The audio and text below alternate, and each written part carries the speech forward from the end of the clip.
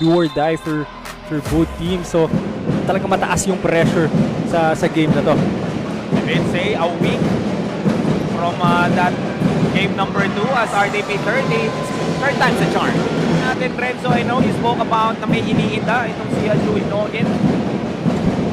But a week to recover, trying to make an impact as we see Jimenez sitting on that short staff.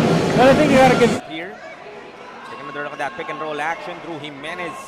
Getting the shot over Celson Injiga. Well, ito ba si muling tabang or magsistay siya sa kanyang tao? Muling tabang. This time with a pull-up jumper, gets gripped and gets an end one. Back to sa Pasig, Apasi, Timothies. Okay. That's 5 to shoot. Okimar from the corner. Knocks down the triple for the first points para sa Pasig. Well, ito nga, Pasig is gonna stop shooting those 3-pointers as long as it's wide open. Even if naka-zone yan, even if they struggled for a bit, that start, and as you see this 3-pointer, lahat ng strategy na pwede mong gawin, you're just gonna do it. Muling tapang. Answered by this De La Rama 3-point. It's really gonna be hard to stop these guys. Take another look at that 3-pointer from Juniel De La Rama. Introducing himself On that shaded area. Del Pozo this time penetrates and gets an end one. We all know this guy is Fighting using effort and did just enough. alongside Juniel De La Rama, because these two players kind of have a similar style in how they play. As you see this second 3-pointer, itong dalawa to for Pasig, Apasi, Timothies. That was that 3-pointer from Torben Moctimar. His second one of 2 para kay Sean. Moctimar, nakahanap ng puwang, takes it all the way. Coach J. Cruz, which is really provide you that energy na kailangan mo from a player coming off the bench. As De La Rama pulling his way inside. Just so hindi pwedeng i-contest ni Amy Alacido yun.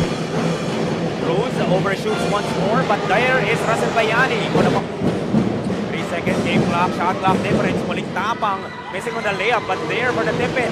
Nila on the latter part of this game.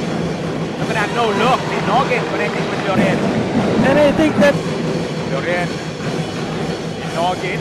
De La Rama from the corner. Knocks out his second triple of the ball game. And Juniel De La Rama. left the floor, going all the way to the left corner for that 3-pointer of Juniel De La Rama. And look at Noggin putting on the boosters.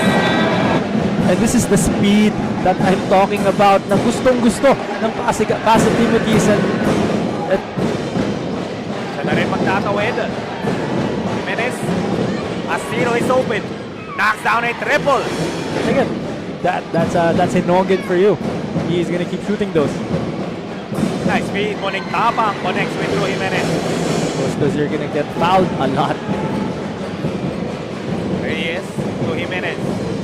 Del Pozo open for a triple. Makes the pay. Sido ahead to win a floor. Pass intercepted by Moctimar. Challenges the defense of Reyes. Inusugla naman.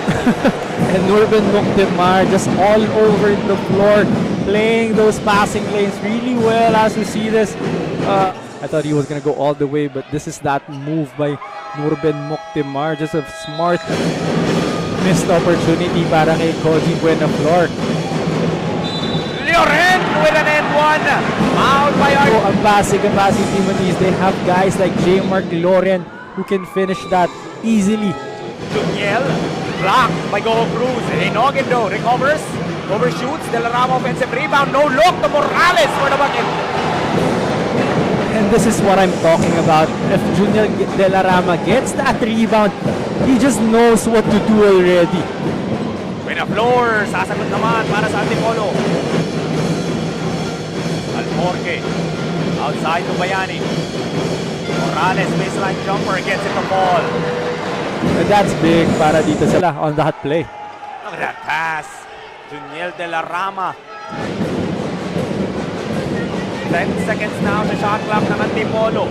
Del Pozo for another triple. May muling tapang, no? Talagang just luring his defenders, making the defense collapse and passing it off at the last second. And what about J-Mark? Pasig, ito naman yung maganda for them. Obviously, Antipolo is playing really well, but they're only down by 2. A lot of possessions on that basket, so Antipolo really needs this guy, and this is just a good sign para sa kanila. Couple of misses here para sa JY Titans. Junior De La Rama has to be involved in the offense every single time, no? Kasi medyo mahihirapan ma-match up ng Antipolo itong si Junior De La Rama. As you see that 3-pointer for Marco Prima for his team. Steal para kay Lloren. De La Rama. Just an easy two. But I really thought he was good. This was the play in question. Yun nga, Go Cruz trailing. So, sinigurado lang.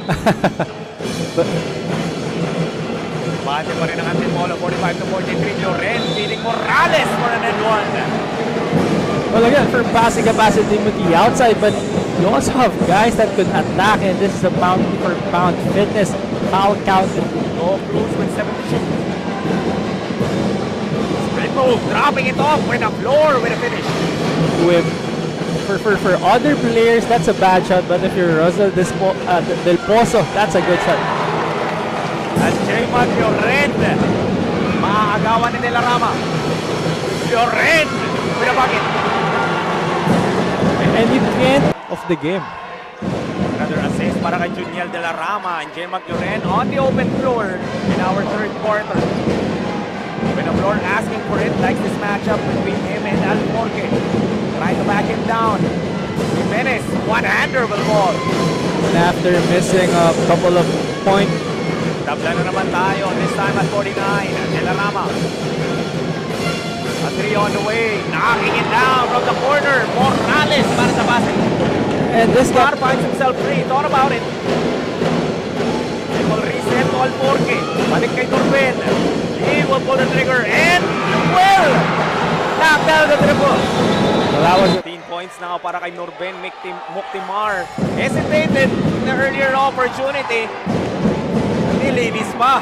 Stab on ball. I don't think Morales was ready for that pass, but you can see Junior De La Rama recovering that ball and shooting a 3-pointer. Naghahanap siya ng mapapasahan. Nakita niya sarili niya libre. Ibubuhak pass, maybe a bit too high, but recovered by Morales. A second to shoot.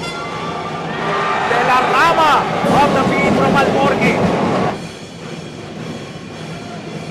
Inogin di Discarte. Gets to the lane and finishes with a left. And what a time for this guy to come alive. Burst of speed ni Hinogin. So smooth. Yung outside. Very athletic, and he's just too quick. Speaking of just too quick, JB Lim with a Puchiga. Just 4 seconds to shoot now. Hinogin.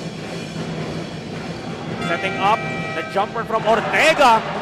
And that basket will fall. Taking care of this lead, especially with Junior De La Rama, J-Mark Lloren, and Norben Muktimar on the bench. Asido finally will hit para sa Antipolo. J. White. Selson secures the offensive rebound. Ortega susubok muli. That time, able to hit. That's easy for his team to score, and after that fumble, an open shot for Ortega. Back-to-back race para kay Emil Asido. Now they need Ortega. Play quality minutes para sa Pasig. Gaitos, outed by Del Pozo. Finds Russell Bayani all alone underneath. And again, this is a click on defense as well. I think almost unstoppable na ang Pasig eh. Bayani scores once again. Ahead of the pack, J-Mark Lloren na naman with a escape. And that's another. Of course, brought to us by Larga International Logistics Incorporated. De La Rama ng JY Titans. Able to find Buena Floor. Blocked by Morales. High off the glass for the putback. Gotta commend. Triple. That time short. Muktimar able to get it ahead. De La Rama. Ayaw pa rin talaga Renzo. He's just holding onto his legs. I think meron din siyang nararamdaman na rin. Siguro pagod na. JY Batang Kangkalo. Final 4 teams.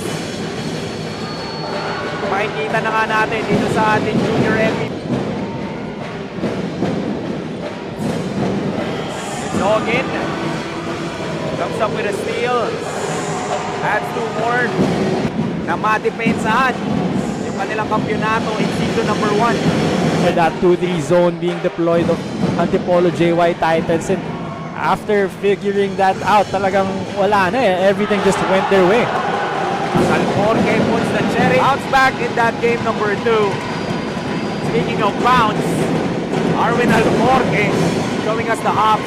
Yun nga, a commanding victory here in game number 3. And just really the way to end it, putting an exclamation point in this game. Noggin with that alley-oop slam para dito kay Arwin Alforque. But again, a great game para sa Antipolo JY Titans. They obviously prepared well for this game. They played 2.5 quarters na